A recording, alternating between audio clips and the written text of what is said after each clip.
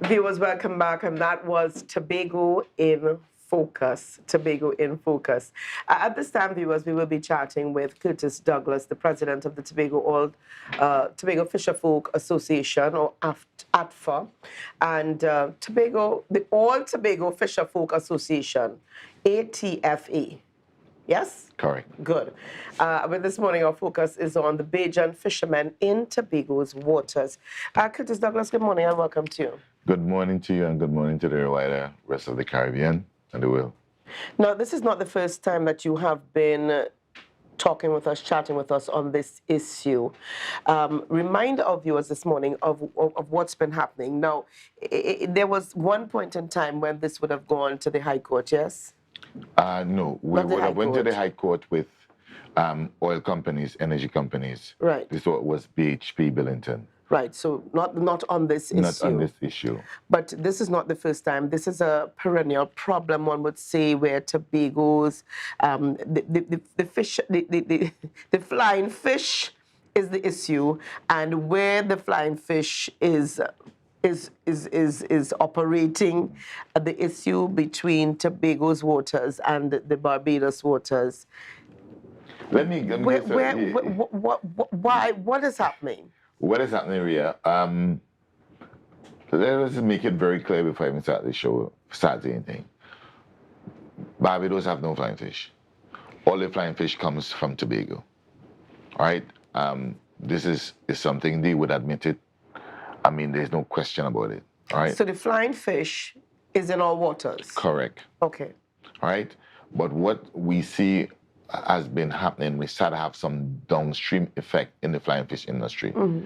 Now, for a lot of people who don't know, all right, what happens when the flying fish comes down? The flying fish comes down from, like, the Orinoco water, bring on the plantains, and the flying fish feed on the plantains. And then when the Bajans come now, they start to give the flying fish lights. So they have bigger boats. So when they go out all 35, 40 miles, and they start to get the fish light, it is not hard. They will go where the light is. Light is attracting a device. Right. That's why we was making noise with some of the oil companies when they come with their rigs and they give them lights. It draw the fish to them. So we have these Bajan boats catching out these flying fish, and they're catching out by Jova, and we see a lot of wastage is being taking place. Right. And more so, with the downstream effect that we are having now, we are having processors going into receivership. When last you would have seen a pack of flying fish marked Tobago on it in the supermarket. Bill Brown was well renowned for having flying fish. Mr. Hart who fish out of Buku, he would have been complaining to me for years. And what happened now? Not only that, they are taking away forex from us as well, meaning that we are lost in earnings. Mm-hmm. So and more so, people is getting unemployed, right? So when we can't get the flying fish, the Tobagonians can't get the flying fish to do the processing. Obviously, we can't keep staff because we can't produce, right? And we can't produce, you have to go home. So that creates a more employment struggle on the island. Because one thing we don't want, Rhea, is for Tobago to start to adapt the type of behavior that we are seeing going on in Trinidad in terms of violence and stuff like that. So we are trying to stop this now. The All Tobago Fisherfolk are saying enough is enough, because fishermen been complaining from all over Tobago about this issue, right? And this is something that has been on the burner for years, and we decided enough is enough, and we are not willing to give up our flying fish for gas or oil or anything, because we have to concentrate on food security the way the world is going. When they catch a flying fish, Rhea, mm-hmm. It is very difficult now to find dolphin and kingfish because they attract these fish, right? That's the reason why you're seeing black-eyed kingfish and some of these stuff. When they're killing out the flying fish, overfishing the flying fish, it is very difficult to catch these fish, right? No, I'm not saying that the Bajan boats are violent or aggressive. They are not. Most of them, we speak to them or whatever.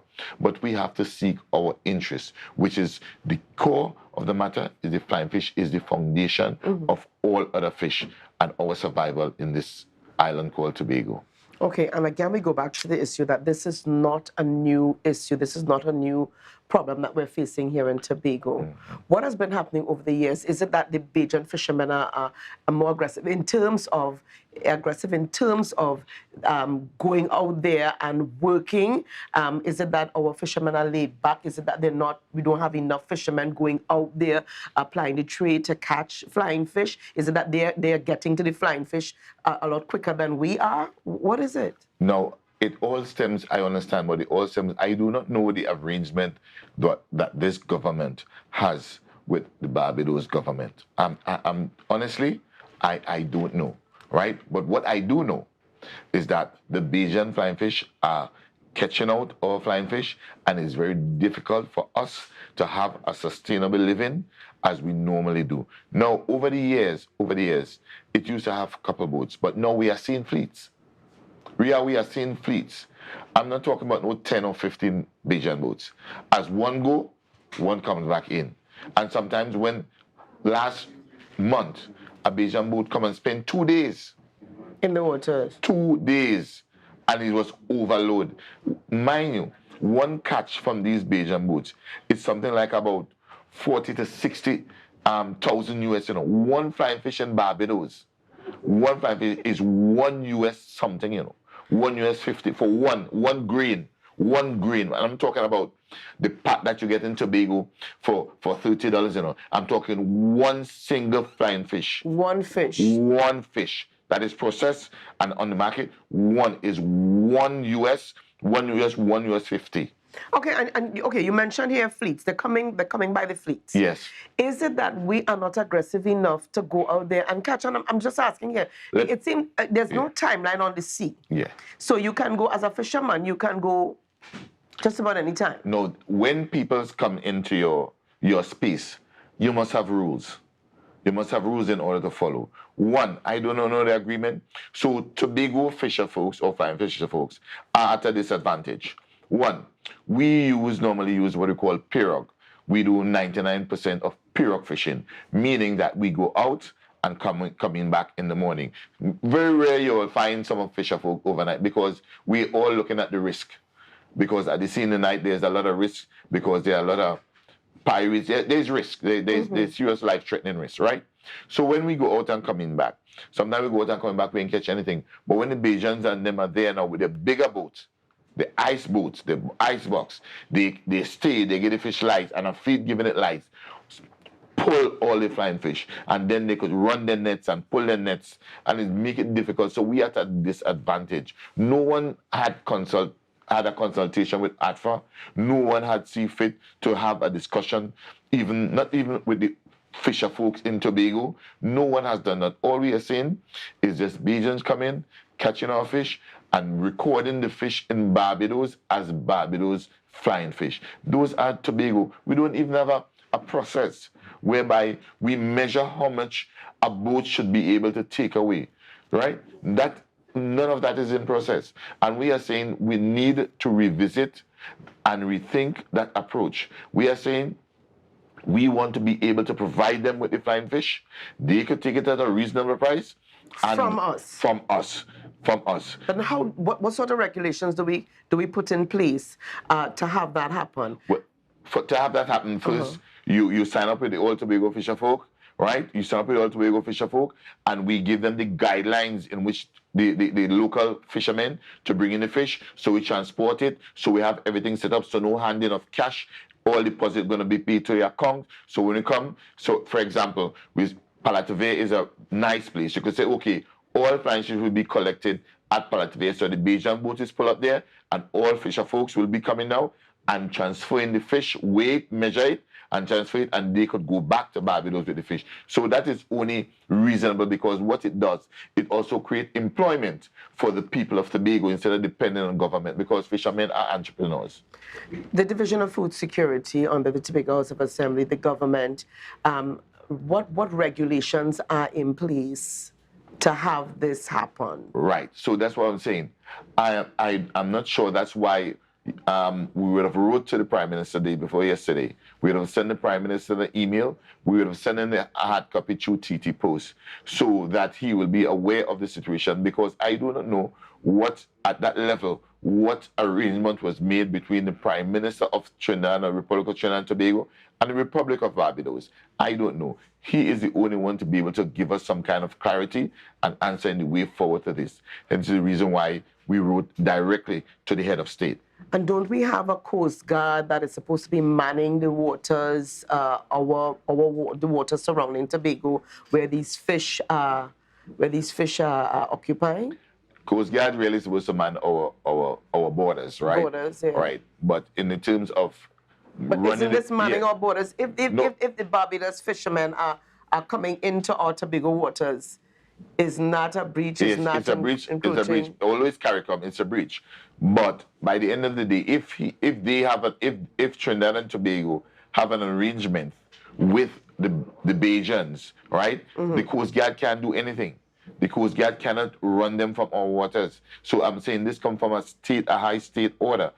That's why we went directly to the Prime Minister, and also we will be calling also next week we'll be sending off a letter to the Chief Secretary, because they're responsible for 10 nautical miles or whatever, and he's the Chief Secretary of Tobago, so we'll be calling upon him and others. Question, a viewer on the live is asking, can the fish be grown artificially to grow the fish population? What happened, it is a very tedious process, because what happened over the years, the older fish folks used to have things like fish pots, so now we have fads. In order for that now, the water have to be at a certain temperature in order for the flying fish to lay. Most time the flying fish come is to lay to reproduce. And if the flying fish are seasoned, they go around in a circle. They come from on top of Charlottesville and come all and disperse and come all around Tobago. So you get from the east and west and come around. And with that, with the flying fish comes, it comes with the dolphin. So it's very tedious to really grow them. That's why flying fish cannot be breed in Trinidad. You cannot catch flying fish in Trinidad waters. Trinidad waters is not clean enough. Tobago have a very clean water so that the flying fish would be able to breed. That's why sometimes you see we have like coconut branch and thing on our fish pot. So we used to give the flying fish the ability to reproduce. But when you're over catching them and they don't have a chance to reproduce, that is the problem. So breeding flying fish is a very tedious thing that will take at least something like about 20 miles or more. 20 miles or more just to create such an environment. But naturally, it will be able to produce once they will be able to lay and stuff like that. They will be able to lay and reproduce. Now let's talk a little bit about the downturn. I mean, the effects, the lower effects, the effects of not being able to catch the flying fish to the fishermen and the Fisherfolk Association. Right. Now, as I said, once you're not able to catch the flying fish, it will have a downturn effect for everyone. One, the fisherfolk would catch less kingfish, tuna, dolphin, all of this. If the flying fish go, that's it. Tobago, forget tuna, forget dolphin, forget kingfish, forget all of these fish. If the flying fish go, that's the end of it. Hence the reason why we are saying no, enough is enough, and we are putting a stop to it now, because I'm saying in the next 10 years, we will not have any flying fish in Tobago if this should continue at this rate that we are seeing developing in our small island of Tobago. So, one, unemployment gonna rise, right? Unemployment for the vendors who selling dolphin, unemployment for the processors, unemployment for the people who work with the processors, unemployment on the ice factory who provide the ice for fisherfolk to go out. All of that will have a downturn effect on the island of Tobago. Now remember, Ria, Tobago is highly concentrated on tourism and fishing. And over the years, government would have come and government would have gone.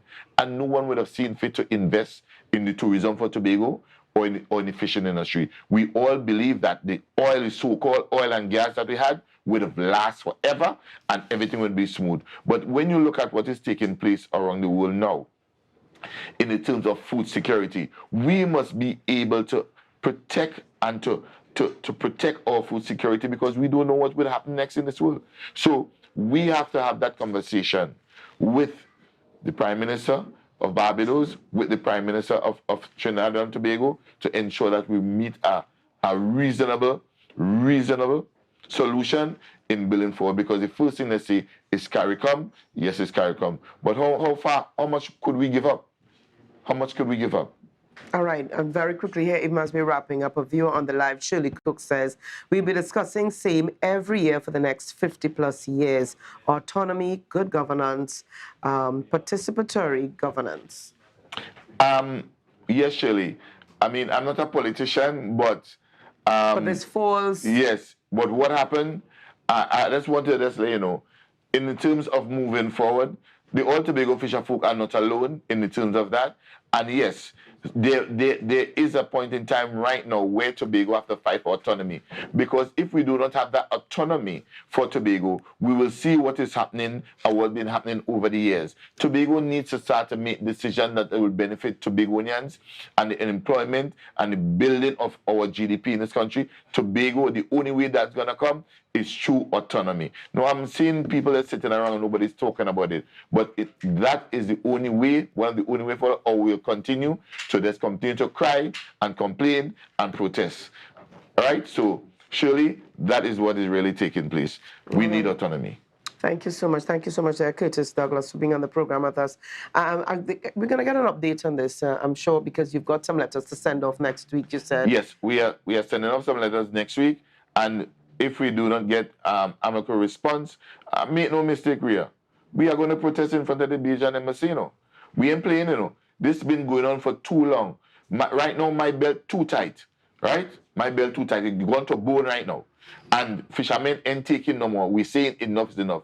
This is a final straw, all right? Hence the reason why we are going down the mature way, where we're sending out the letters to those with authority to make sure that Tobago is not a ward of Trinidad and we're not left behind. We want to be at the same level, at the same playing ground, and be able to do the same thing as any other people in this Caribbean. All right. Thank you so much. Thank you again. And like we said, viewers, we're going to soon be following this this scenario or this issue as it pertains to all of us here in Tobago. All right. Again, thank you for being with us this morning, Curtis Douglas. Viewers, lots more coming up this morning on the Tobago Updates morning show. We are chatting when we come back with Everton Blender, a reggae recording artist, and it's one-on-one with Everton Blender for the Tobago Jazz Festival 2023. Share the live, share the live, share the live.